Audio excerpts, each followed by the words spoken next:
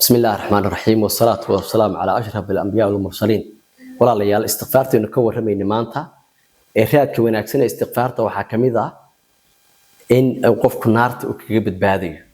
إنه سيدو كلا استغفارتي إن الجنة قفك أوهر سيديسو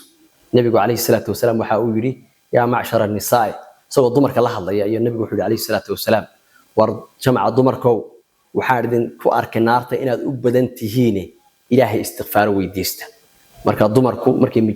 majliska isku yimaadaan markay sheekaysanayaan mar walba istighfaarta ayuu nabiga kaleey salaatu wasalaam faray guud ahaan ummadda gaar ahaan dumarku xadiiskan ku faray raadka wanaagsan istighfaarta waxa kamid ah qofku cadaabta adduunyada iyo mashaakilka adduunyada inuu ka badbaadiyo sidoo kale inuu qofku ka badbaadiyo cadaabta aakhir nabiga kaleey salaatu wasalaam waxa uu ummadda u ahaa intuu dhex joogay badbaado oo cadaab caama kuma soo degayn nabiga dabadiina kaleey salaatu wasalaam ummadena badbaadada ilaahay siiyay ee uu faray waxa ugu horeeyay walaalayaal istighfaarta nabiga laba amaan bay hayeen midna nabiga ayuu ahaa kaleey salaatu wasalaam midna waa istighfaarta ilaahay waxa uu ku leeyahay quraan asagoo arinta ina dareensinaya wama kaana allah mu'adhibahum wa anta fiihim nabi maxamed oo adigoo dhex jooga ummadaada ilaahay cadaabi mahayo wama kaana allah mu'adhibahum wa hum yastaghfiruun iyagoo istighfaarsanayana ilaahay ma cadaabayo cadaabta adduunyada walaalayaal abaarahaasa kamida dagaalada kamida dagaalada ehligaaba kamida waxaynu u baahannahay mar walba in aynu ilaahay subxaanahu wa ta'aala istighfaar iyo toobad dhab alla nimaano ilaahayna wuxuu leeyahay ayuha naasu tuubu ila allahi tawbatan nasuha ilaahay inaan u toobad keeno toobad dhameystiran iyo si fardiya iyo si gaar ah walaalayaal diinteenu inagu boorinaysaa gaar ahaan dadkeena miyiga jooga oo ah dad khayr badan oo wanaagsan nabiga kaleey salaatu wasalaam waxa uu sheegay akhir sabanka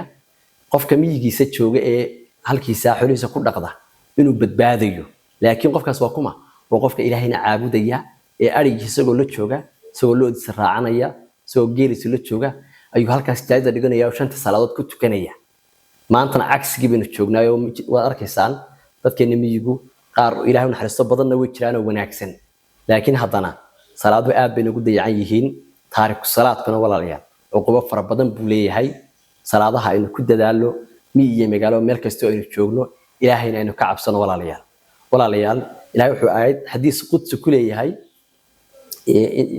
حديث قدس كليه تذكر حبيني ما نبغى يخلدم ينو يقفيا لكن وحقوق نفسن تذكر قفيا هو صور نقونيا إلهي أتوبة كينيا النفط هذا حسوسانيا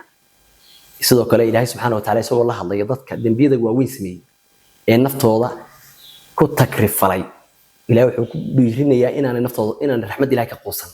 رحمة إلهي إن أنا كقوسا مركب إلهي وحلي قل يا عبادي الذين أسرفوا على أنفسهم لا تقنطوا من رحمة الله إن الله يغفر الذنوب جميعا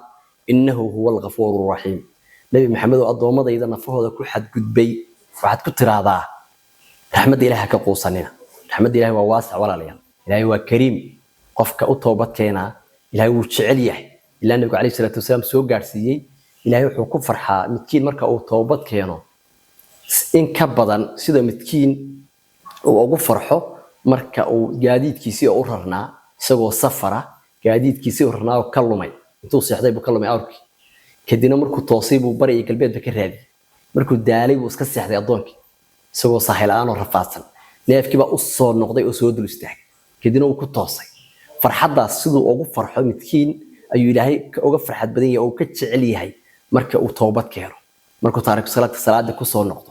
marka uu qofkii ma garanaysa dulmiga iska daayo mar walba walaal ilaahay inuu soo noqdo ayaa muhiim ah ilaahayna wuxuu leeyahay kuwa nafahooda ku xad gudbay waxaad ku tiraada nabi maxamedow raxmad ilaahay waa waasa ha ka qoosanina raxmad ilaahay dambiyada oo dhan wuu dhaafaa ilaahay magaciisa waxa kamid ah wanaagsan wal ghafuurur rahiim waa mid dambiyada dhaafa oo naxariista إلهي سبحانه وتعالى ومن حريصانية ودم بيضا ضافية سيدو كلا ولا إلهي سبحانه وتعالى وحليه هاي ذاتك النفط ضد المية كدمنا إلهي حسوسته استغفار ليبي إلهي ودم بالضافية ثم يستغفر الله إن الله كان غفور رحيم ولا ليال مر والبوقف قدام بكدعو بني آدم بينه هاي إنه صور نقرنه أو قارهان ذاتك دليرت هاي ذاتك واوين بأين إلهي صور نقرنه أو ذاتك واوين هرمود كأه madaxda ah ee saldanada ah ee miyiga jooga ee dadka hor jooga waa inay mar walba noqdaan dad ilaahay ku xiran waxay keenaysaa inuu mujtamacu markay hagaagaan dadka saldanada iyo madaxda iyo dadka waaweyn markay hagaagaan yaryarkuna inay hagaagaan walaalayaal maanta waxaan u baahannahay istighfaar abaaraha dhacaya iyo oonka dhacaya wuxuu ilaahay samada maraqa inoogaga furayaa oo raxmadiisa nagu siinaya inagoo ilaahay u toobad keena inagoo ilaahay u soo noqonna gaar ahaan xilligan rabadaantii aynu ku jirno waqtiga suxuurta ilaahay wuu ammaanay dadka wanaagsan ee xilliga suxuurta ilaahay istighfaar weydiisanaya aad buu u ammaanay isagoo yidhi ilaahay subxaana watacaala wabil asxaari hum yastaghfiruun waxay ahaayeen dadkii wanaagsan qaar xilliga suxuurta ilaahay subxaanahu watacaala dembi dhaaf weydiista sidaa awgeed ba qofka suxuuranaya waxaa la gudboon in aanu istighfaarta ka tegin inuu xilligaa ducaysto inuu camal ku ducaysto inuu shaqo wanaagsan ku ducaysto inuu ubad ku ducaysto inuu caafimaad ku ducaysto qof kasta oo muraadkiisa halka oo ka cabanaya isagaas garanaya inuu ilaahay subxaanahu watacaala gacmaha hoos dhigto oo ilaahay baryo waa bisha rabadaan waa xilligii dambe habeenkii barakada badnayd sidaa awgeed waxaa aad iyo aad u muhiima in aanu janska iska dayacin qofku halka uu kaga mashquuli lahaa barnaamijyada rabadaaniga ay ku sheegaan ee qofku inuu shaashada TV-ga jito ama uu mobilkiisa ku mashquulo